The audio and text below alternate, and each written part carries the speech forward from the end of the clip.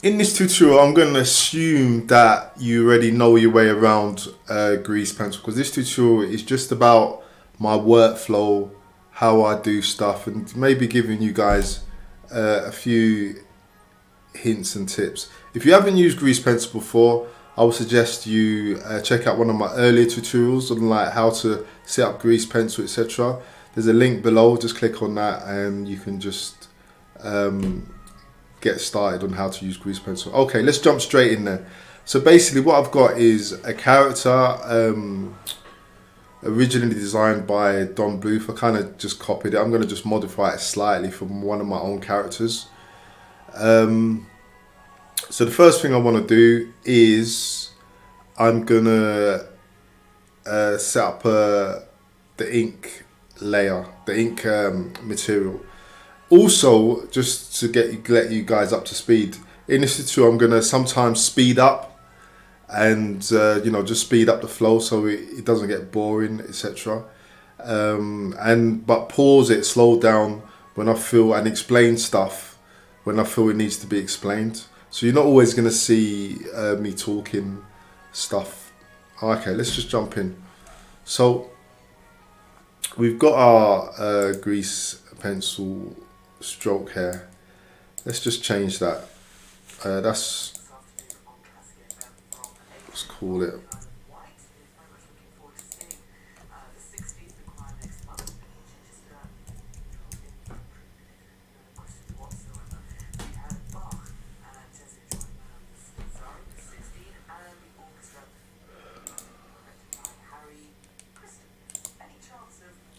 So I've got all these inks here. I'm going to just delete all of these. So I don't really need them.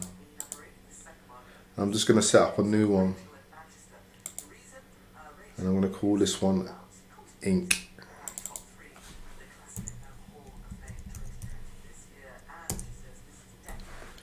Now, at the moment, I'm using a mouse. However, I do intend to get a pen tablet next month. But at the moment, I'm inking with just the mouse. So as I say, when I usually start a project, I usually do it with a pencil. So I'll just pencil draw it first, scan it in, and then I do my inking in Grease Pencil. Now my go-to brush for inking in Grease Pencil is this one here. This one, it gives you a lot of flexibility. But first, before I do anything with it, I usually click on thickness and I'll just change the profile, play around with it. I might not get hit on it straight away, the line I want, but I'll do a couple of tests with it.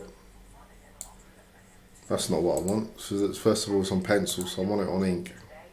So let's go F group ink.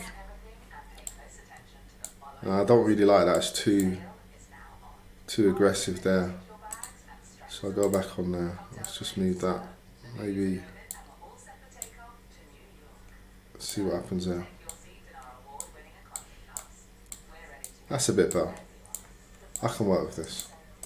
So I usually play around with that. You could just play around with your own settings and you get it right. Okay, so we've got an ink here.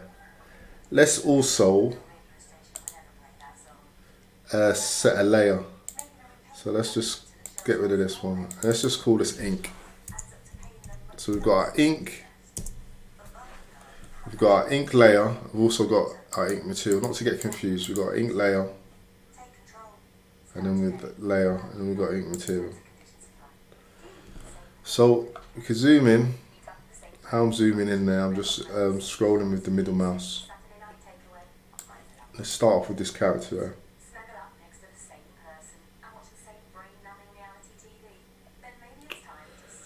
So what I'm going to do now is just ink it. So zoom in a bit more. And you can right click and then you can get the radius higher or low.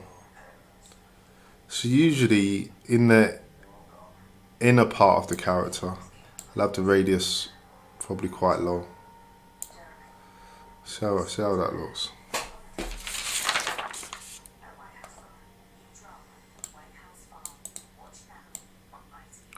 I think you could do a bit lower than that.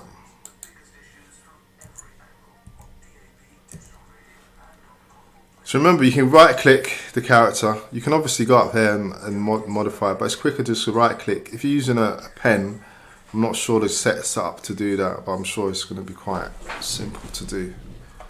But anyway, let's get crack-a-lacking. So.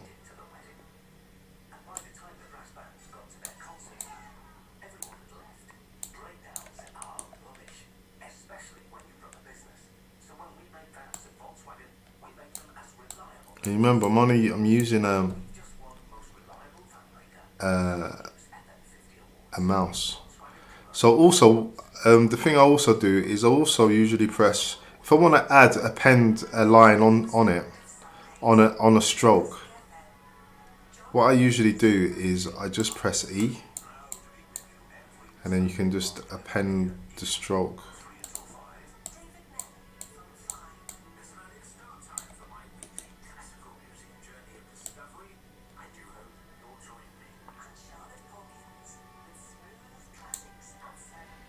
So as I say, I'm not always going to be talking in this. I'm sure you guys don't want to hear my voice all the time anyway.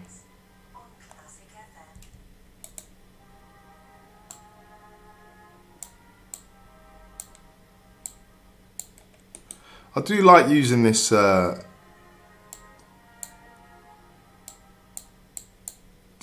stroke. However, when I get my pen tablet, I'm gonna just start inking stuff, but inking it really quite rough. So I want to get the speed up. But I mean, if you're broke like I am, then just using how do you put it?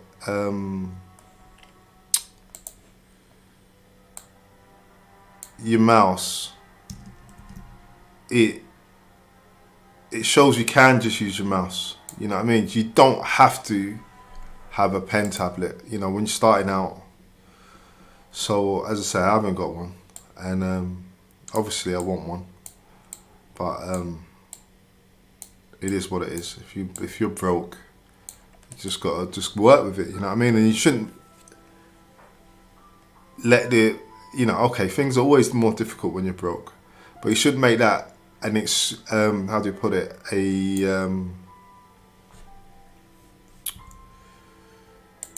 A kind of impediment for you learning to do art or getting into it. I mean, when you think about it, art is one of the entry-level points. You don't need any money. All you need is pencil, paper. You just get cracking. Do you know what I mean? So it's always say, I need money, I can't start because I'm broke. And no, you can get on with it. So don't kind of procrastinate if you're broke. Just get on it. Another thing, and this is going to be a quite controversial topic. There's going to probably people going to disagree, and if it works for you, fair enough. This is just my view on it, on my experience. Now, I used to have one of them cheap kind of graphic tablets that you know, like non-digital, you know how to put it, non-display ones, you know, like a normal cheap bamboo into Wacom bamboo, or one, you know, just normal slate without any visual on it. Now I was using that, and you can get kind of good results with it, and there's a lot of people who do get good results with it. But what I found with it is, as I used it, and when I switched back to doing my normal drawing, like, you know, like my normal drawing on paper, whatever, it messed up my my muscle memory. I just, because you could remember, drawing is all about muscle memory. So you're not thinking as much, you're just doing it. And this is my personal view, I feel when you use a when you use a slate, there's a disconnect from your muscle memory, because you got to remember your hand-eye coordination is going to be different using a slate than directly drawing onto an object. I hope you can understand what I'm saying here.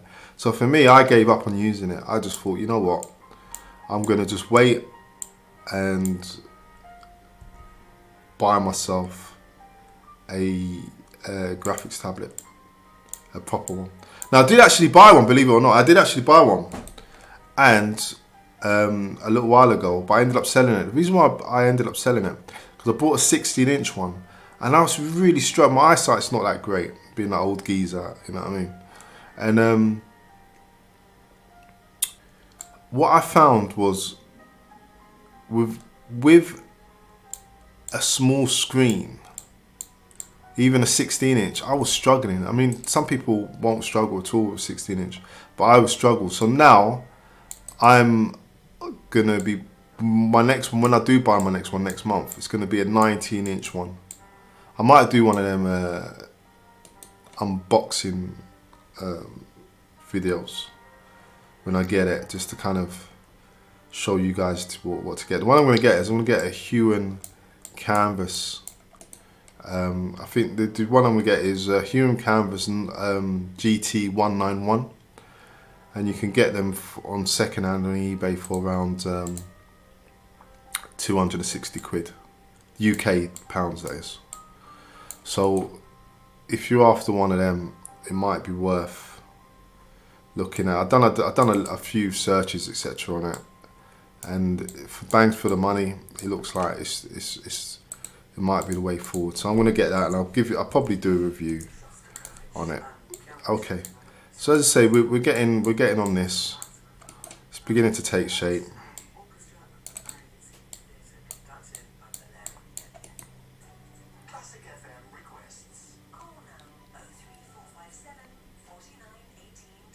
Again, I'm quite liking the way it's looking, but you see the way this is really looking nice, just with using this. It gives you the flexibility you need, I feel. I think you can do some really cool stuff with it.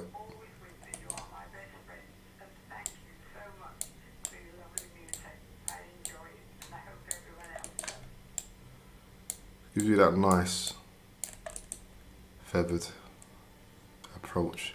So the character that I'm doing now is basically a Don Bluth character, but as I say, I'm going to modify it because I'm going to be making this character turn into my own character. I'm doing a little project you're going to see, and if you keep if you subscribe to my site, etc., you see where I'm getting with this, because this is going to be an integral part of my site. I'm going to be doing this this character called Old Jack the Bastard, and he's going to be basically doing teaching in the animated format. So this is basically what I'm doing here is just for my own practice. I'm getting used to drawing the character, so I'm gonna animate him as well, and I want to get in the habit of drawing him, animating him from every angle, etc. Lots of drawings, so that when I start doing animation, it's not going to be too painful. Okay, so we've inked that character. I quite like it. I think it's alright. Let's just add a couple more lines on it. But I quite like that. I think it looks quite good. Okay, so let's move on to the other character. I probably will speed up now because you don't need to see what I'm doing now. I'm going to ink probably the rest of these, and when I've inked them all, then we'll talk about the next layer. So as I said, I'm probably going to speed up now.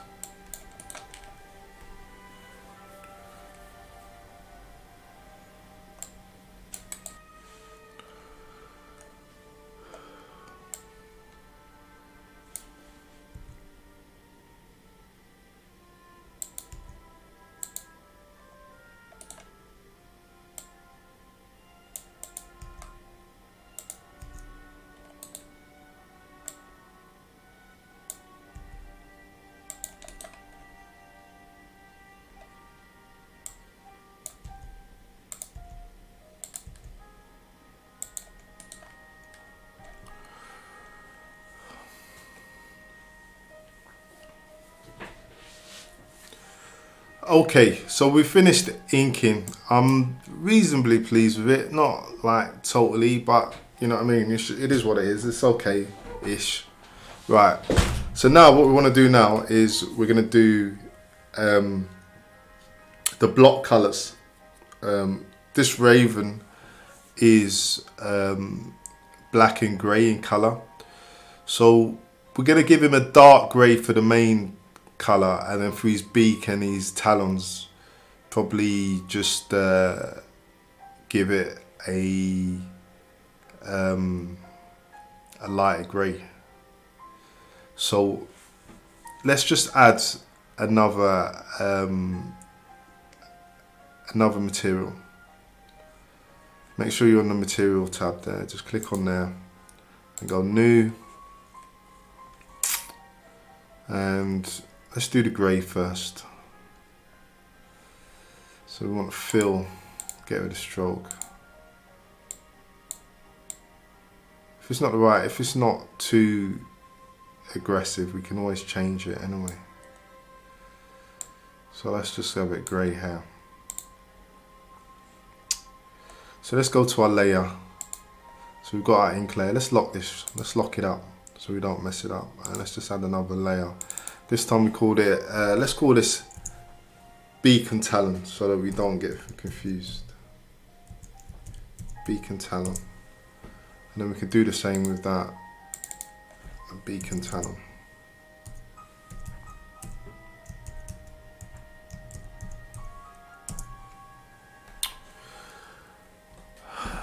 Okay, so let's start off with this character right at the beginning there. I think this is the best ink one I think I've done. So let's have a look at that one. So we're on beak and talon, ready to rock and roll. Now you can fill an object using this paint bucket tool, clicking on there, and it'll fill it. And sometimes it looks good and it works. Like this time it works pretty cool. Let's fill that again. And that looks okay-ish. But the problem I've got with this even now is it's eaten into the actual ink line. I really want it behind it. So what I'm going to do is I'm going to delete that, and I'm actually going to create another grease pencil object. I'm just going to go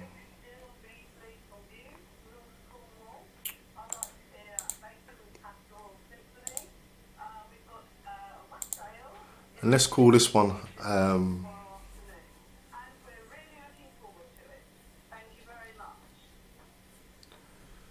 beak. So I kind of messed up here really, because I've gone through a stage that really I shouldn't have done. But anyway, let's onwards and upwards. So let's call this beak and talon.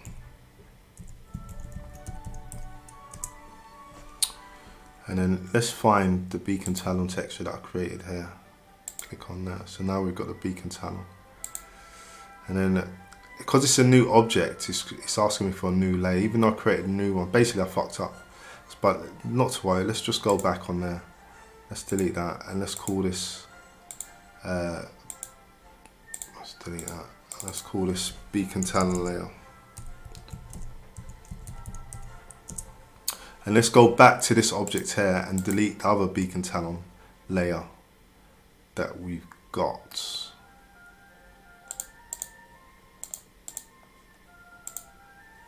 So there's no confusion. This is what I've noticed with grease pencils. Well, it's easy to get confused. Well, it is for me anyway. Maybe for you, you can be on point straight away, but me, I get confused pretty easily. So it's better to name stuff, keep it simple. Anyway, let's get back onto this now. So we've got our beak and talon layer. Click on there. We've got our texture. We've got our fill color. So if we then draw our layer, so the way I like to do it is I prefer to do it like this, as opposed to filling it. Now, as I say, you can fill if you want, but I've kind of prefer to do it this way. It's a little bit, takes a little bit getting used to doing it this way, but I find it, once you've done it a couple of times, it gets less painful. And I prefer doing it this way, as I say, than to do it with using the fill, because the fill as well is kind of hit and miss. Now if you see, look at this, it's kind of it's in front of it. So if we go object mode, now what we're going to do is move it back so it's behind it, because it's a layer. In my earlier tutorials you can see what I say, it's like drawing on plates of glass, so you want this beak to be below the ink level. So because this is an object, we can just move it back, and then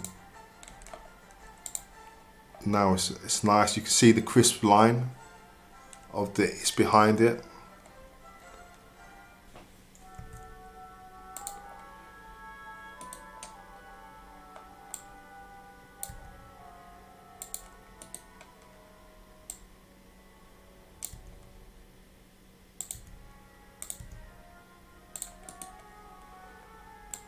Looks like I know what I'm doing, doesn't it? Let's give that, even though we've never done it here, let's give it a bit of a pop. And then, so I'm kind of happy with that. Now what we could do now is, let's save it so we don't mess it up. Now I'm just experimenting now, kind of freestyling a bit. So I'm thinking to give it, even though it looks kind of okay, I'm going to just play and see if I can make it pop a little bit better. So what we're going to try here is, let's click on this object here.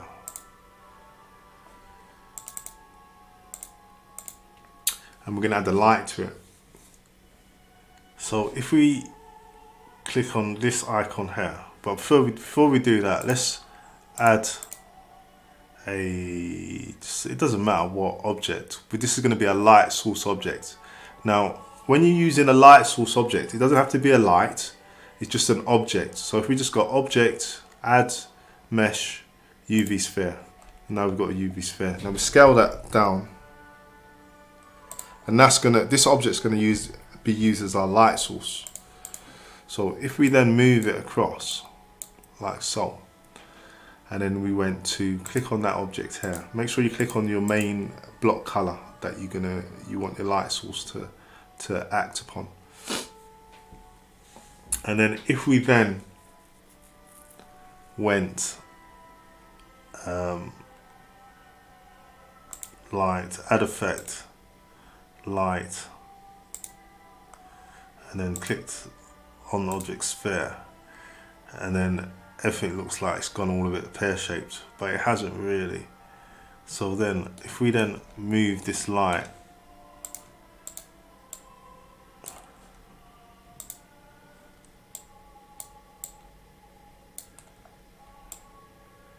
and increase its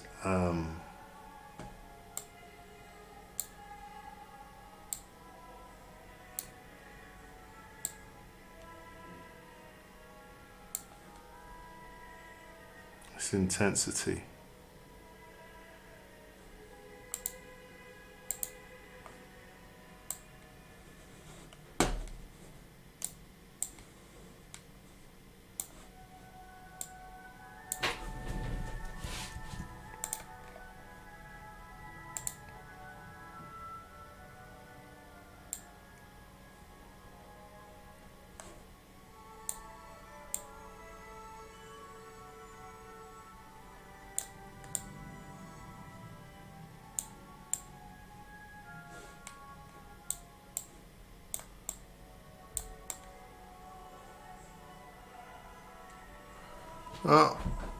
I'm not sure on this particular, it doesn't work really that well on this one. Sometimes it looks good, but this is good idea. You could play around with this. I'm not convinced that I like it like that, but this is how you can add a light to your scene. So at the moment it affects each individual character.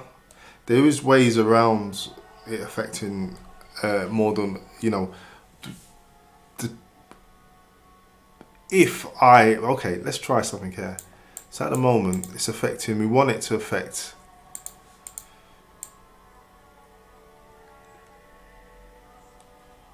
I don't know, the light, I'm not convinced on this particular scene. Don't like it. Let's get rid of it. But anyway, at least you know how to do the lights. Yeah, so let's delete that.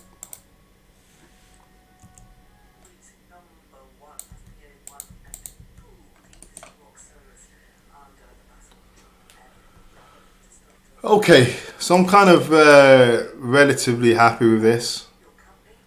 I mean, it's just a quick sketch, and I kind of like it.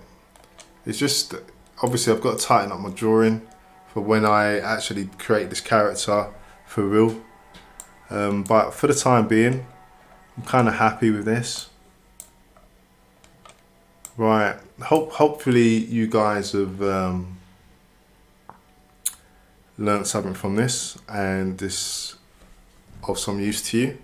As I say, I'm not the master at grease pencil. I do intend to be a master at it, but I will get better and better. So stick with the channel, and look out for more tutorials and more speed painting and more sketches. Okay, I'm out. Bye.